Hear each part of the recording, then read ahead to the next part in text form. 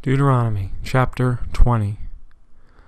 When you go to war against your enemies and see horses and chariots, and an army greater than yours, do not be afraid of them, because the Lord your God, who has brought you up out of Egypt, will be with you. When you are about to go into battle, the priest shall come forward and address the army. He shall say, "Hear, Israel, today you are going into battle against your enemies.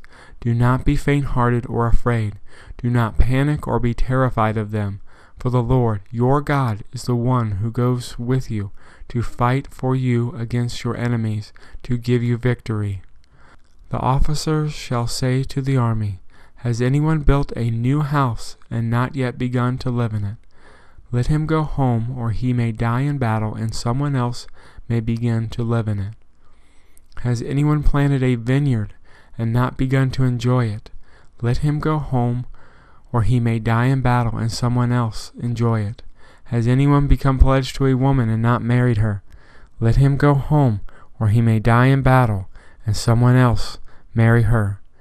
Then the officers shall add, "Is anyone afraid or faint-hearted? Let him go home, so that his fellow soldiers will not become disheartened too."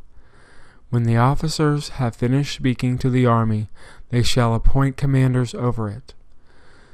When you march up to attack a city, make its people an offer of peace.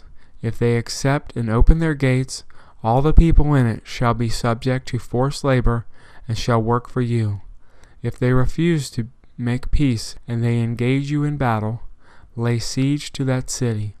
When the Lord your God delivers it into your hand, put to the sword all the men in it. As for the women, the children, the livestock, and everything else in the city, you shall take these as plunder for yourselves, and you may use the plunder the Lord your God gives you from your enemies. This is how you are to treat all the cities that are at a distance from you and do not belong to the nations nearby. However, in the cities of the nations the Lord your God is giving you as an inheritance, do not leave anything that breathes. Completely destroy them: the Hittites, the Amorites, the Canaanites, the Perizzites, the Hivites, and the Jebusites, as the Lord your God has commanded you. Otherwise they will teach you to follow all the detestable things they do in worshiping their gods, and you will sin against the Lord your God. When you lay siege to a city for a long time, fighting against it to capture it, do not destroy the trees by putting an axe to them, because you can eat their fruit. Do not cut them down. Are the trees people, that you should besiege them?